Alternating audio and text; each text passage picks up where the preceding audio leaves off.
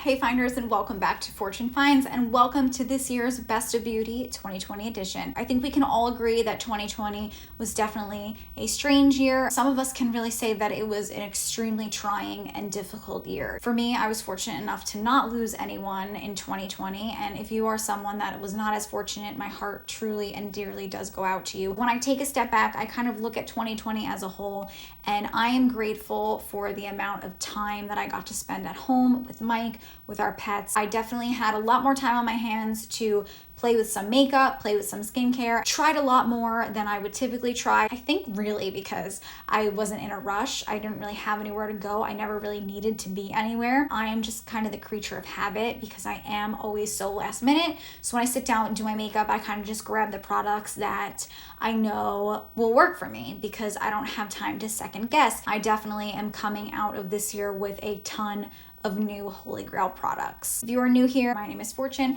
I'm a certified professional makeup artist, and I love to just help you guys sift through all of the beauty products in the beauty world and just help you decide whether the products are worth your money or not. Watch this video, watch a few others, and if you like me, subscribe and click that bell. So without further ado, let's go ahead and hop into the video. Okay, so the lip products that I'm wearing, I definitely want to keep this up in 2021. This is something that I have recently started because you guys constantly ask me what is on my lips, and most of the time I forget to let you guys know. I forget to put it in the description box, and to be totally completely honest with you guys, like I watched some of my videos back and I'm like, ooh, I love that lip. What is that? And I have no idea. For the life of me, no idea. So I'm wearing the MAC lip liner in the shade Whirl, and then I'm wearing L'Oreal Color Riche lipstick in the shade Glossy Fawn, and that is what is on my lips today. I'm gonna start off with the palette that I think is my most used product in 2020. Let's just kick it off with the MVP, and that is the RealHer Ultimate Glow Getter. This has a blush, a highlighter, and a bronzer. All three of these are my favorite in each of their categories. This was definitely my most used highlighter, my most used bronzer of 2020, and I have to say this was the blush that I wore the most in the spring and summer of this year. Not that I was really going anywhere in 2020, but super portable and easy to just, pick up if you're in a rush. You have 3 steps in one easy palette. Hourglass Ambient Lighting palette. I want to say finishing powders, they're not highlighters, but they are very soft, buttery, creamy powders that just really take your overall makeup game to the next level. I take a big fluffy brush and I run it through all 3 and then run that along my face. Today I'm not wearing any highlighter, but you can see there is a really nice sheen to my skin, and that sheen is from this. This is going to give you that Instagram, Snapchat filter effect to the skin, and it's just going to make your complexion look very buttery, creamy, and just very youthful. Scott Barnes Sculpting and Contouring #1 palette. Favorite contouring product by far. You have an array of shades that just really work. Chisels my cheeks, it chisels my nose, it just creates a really nice depth to my eyes. You can use this as a contour palette, an eyeshadow palette. Really creamy, extremely blendable, and they give a nice amount of pigment, but they are extremely blendable. So if you go in a little heavy-handed, just take your time to really blend it out, and it will really get you to the pigmentation that you want to be at. Really versatile, works for any skin tones just because it has so many ranges of contour with so many different undertones. Let's talk about eyeshadow palettes because quite honestly, they're taking up way too much space on my desk and I need to just move them. I have re-fallen in love with this bad boy. I don't know if you can see it, but this is the original Jaclyn palette. This is the eyeshadow palette that I bring with me to each and every makeup booking that I have, each and every client, just because it has quite an array of neutrals, really beautiful browns to build up the crease, dark browns to darken the crease, a really awesome black that is super pigmented, really pretty shimmers, and then of course it has a little bit of color down here in case you have a client that requests a more fun, a different spin on your typical makeup look. Volume 2 Morphe palette. I have used this quite a bit, although I feel like you would not be able to tell. There are so many shades in this palette, and I cannot say that I gravitate towards any more than others. It's just really fun. Really helps me be a little bit creative. I'm not really someone that plays with color too much. However, I definitely did play with some color today. This hot pink shade, Dance Party, just spoke to me. Both of her palettes are amazing. The blendability is really there. The pigmentation is really there. Exciting. It's just a really, really pretty palette. I did not think I was gonna like this that much. I did not think I was gonna use this as much as I do. The shade that I definitely use the most is this shade right here called I'm In It. It's kind of just like a white cream that has a little bit of purple. It's really, really, really pretty. This is not only beautiful for an eyeshadow, but it makes a really beautiful highlight on your cheeks as well. NARS Skin Deep Palette. This is just your basic bitch's dream. Ton of neutrals, really, really beautiful shimmers, beautiful for everyday, beautiful for daytime, nighttime, anything in between. You guys know I'm a NARS fanatic, and this is just definitely one of the best palettes that I've ever purchased from them. Most used bronzer this year was definitely the bronzer in this RealHer Glow Getter palette. Second bronzer that I used towards the end of 2020 is the cream bronzer by Yensa. Really beautiful. Like I've said many times to you guys, it reminds me of the Chanel Soleil de Tan. Has that same kind of vibe. I'm wearing it today, and this is the only bronzer that I used today. I did not use a powder bronzer on top. Very blendable, never goes on patchy, never goes on muddy. Okay, for blush, I can hands down say that this was my most used blush in 2020. MAC Glow Play blush in the shade Cheer Up. I am wearing this today. You kind of look at this and you're like, oh my god, that is such a spring summer look, but I have to say I think it pairs beautifully no matter what skin tone I have, whether I'm really fair, which would be right now. I haven't self-tanned in about a month, so this is pretty fair for me. So whether I'm my fairest of fair or my deepest of deep, this looks beautiful no matter what. My most used highlight, Hot Demoiselle D'Avignon Extra Diminished Skin Finish. I really hate the name of this. Really pretty golden highlight, but it does lean a little pink. MAC just does highlighters and just powders really, really well. It lays down beautifully on the skin. It doesn't really accentuate any of my texture, and it can be blinding and it can be subtle, which is something that I personally love in a highlight, because some days I want a blinding highlight and then some days I just want to look like I'm naturally glowy, you know, a little bit sweaty in just the perfect spots. So I will go ahead and apply this with a brush on those kind of days, or on days where I want more of a pow, more of a bright blinding effect. I will use setting spray and then go ahead and apply this with a brush on top. Let's talk about primers. Now, for me, a primer is something that you use before doing something else. So you prime your face in preparation for makeup. Primer isn't necessarily a product that is labeled primer. It can just be your everyday moisturizer, just something to get your skin juicy, just kind of gonna give you that like dampened, tacky effect that's gonna help to grip onto your makeup. An example of a primer that isn't necessarily a primer is the Tatcha Water Cream. This is a sample size.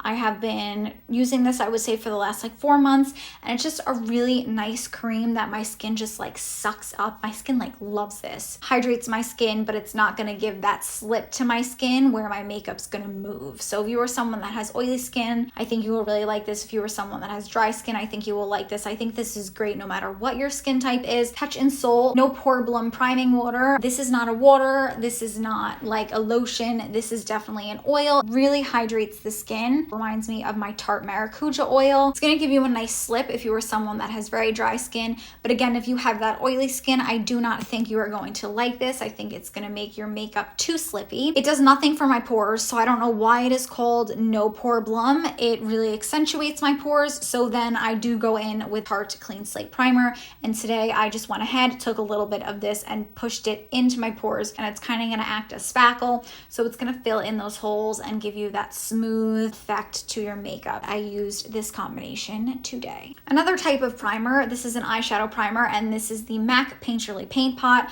I introduced myself to this year, and it has just really changed my makeup game. When I'm wearing a look like this, I really want that eyeshadow to stay put all day. I don't want it to fade in one spot, because if it fades, you're really gonna notice it. You know, it's kind of like wearing a nude lipstick as opposed to a red lipstick. You need to really take the time out to perfect that red lipstick so you don't see any mistakes, whereas you don't need to take that much time out in perfecting a nude just because it's a nude. You know, you're not gonna see a little mark on your lip just because it blends in so much better. So I like to use this with any and all of my eyeshadows, but I think on days where I'm wearing a more bold eyeshadow look, this really needs to be in my routine. For foundations, I kept it to 2.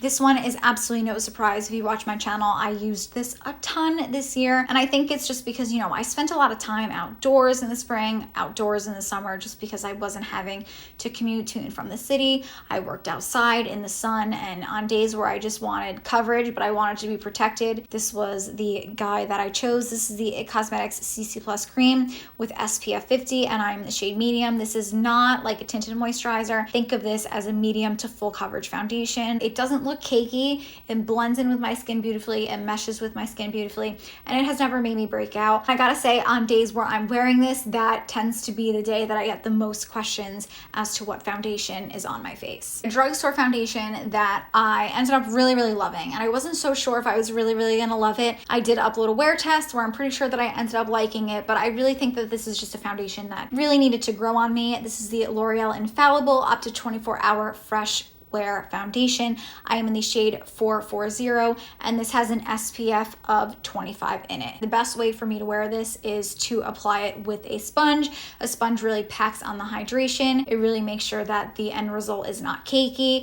I really like this foundation. It is long wearing, it is full coverage, it performs like a high-end foundation. This was a year where job security was a little bit less secure than most years. You know, I was a little bit worried about my job. I was really worried about, you know, making money. So I did, you know, make the decision that I wasn't going to spend as much money on makeup as I have in years past. So I didn't venture out into any new concealers. Definitely want to find a staple concealer in 2021. I have my eyes on a few of them, but out of the ones that I have tried this year, I would say these are definitely my favorite and the two that I have used the most. So these are both more affordable. Kokie Be Bright Illuminating Concealer. I'm very sure that I mentioned this in 2019. When I'm in a rush, I just need a little bit of concealer, just throw it on and go. I only apply one layer, I pat it in with my finger, and I don't set it. And I'm not kidding you guys, like, it doesn't migrate into my fine lines.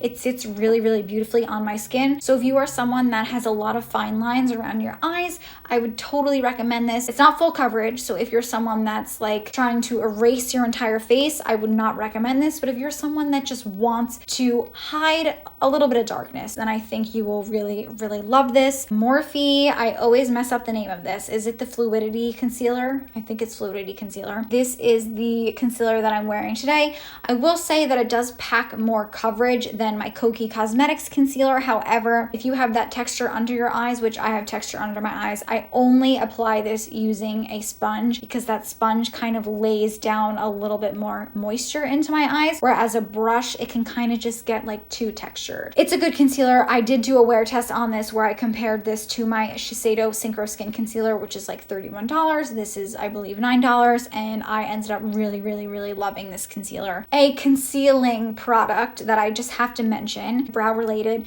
but this is the Billion Dollar Brows, which is a brand that I discovered this year and have really fallen head over heels in love with. Brow Duo Pencil, concealer and highlighter. So I use this to just help shape my brows. I will take the concealer side and I will shape the top of my brow and then take a flat brush and just blend that out. And then I will go ahead and hop onto the concealer side, put this underneath my brow to shape the brow, and then blend it in with that same flat brush.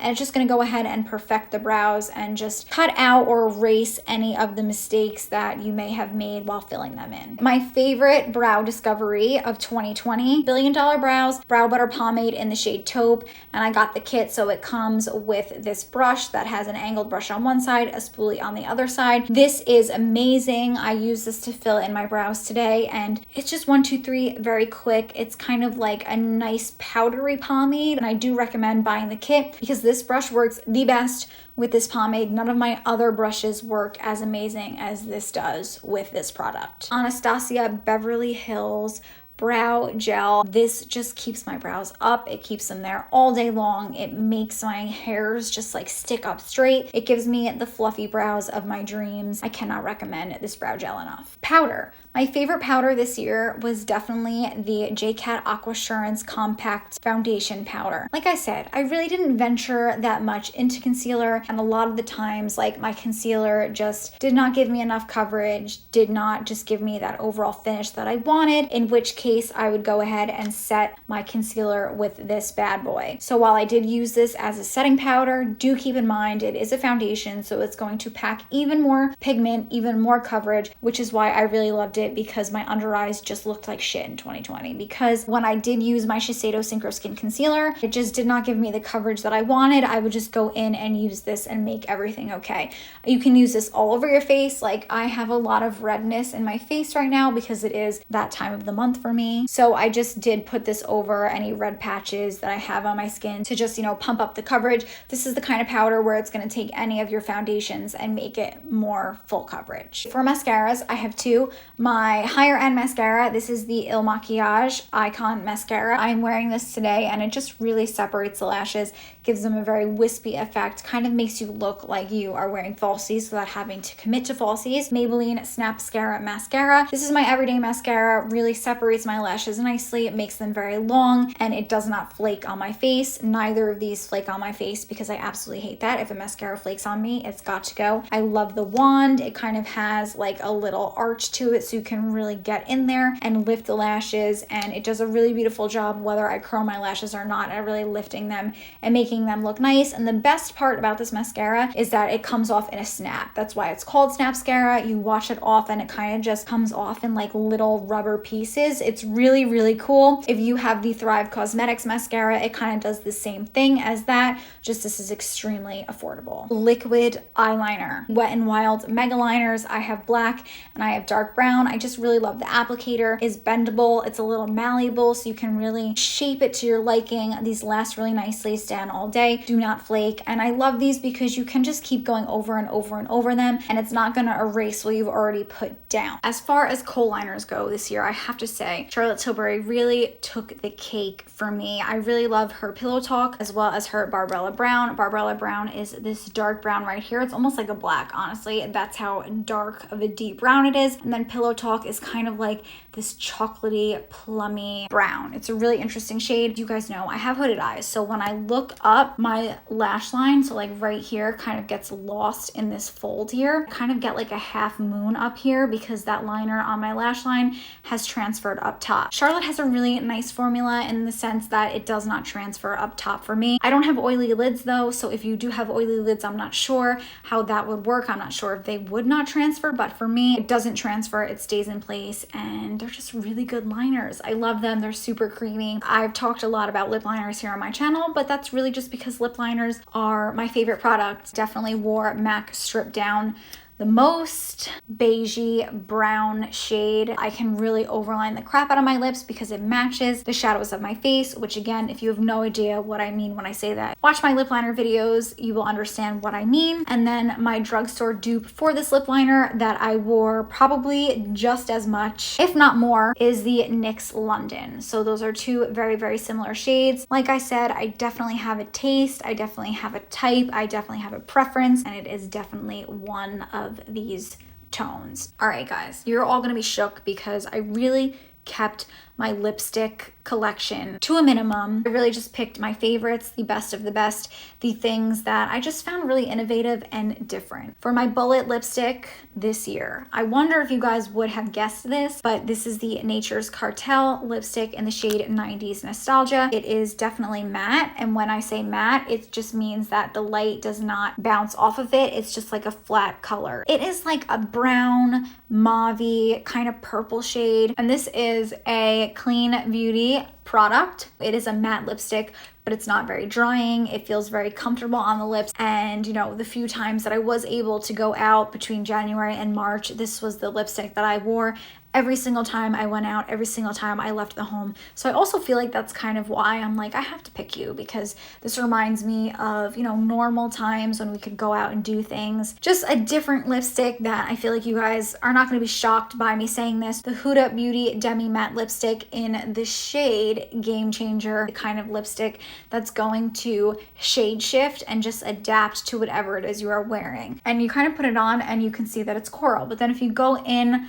with your fingers and you just pat it out, it kind of just adheres to the shade that you're wearing, mixes in, and just blends really, really beautifully. This is really fun. I really like this formula. Last but certainly not least, my favorite lip gloss of 2020. This was hands down, like, I did not even need to think about this. Half Caked Super Glazed Lip Gloss in the shade Slight Work. Really pigmented gloss. It kind of reminds me of, honestly, the Huda Beauty Demi Matte Lipstick, but it is definitely more of a gloss formulation. My lips are just shiny. You can really see the light like beaming off of of it.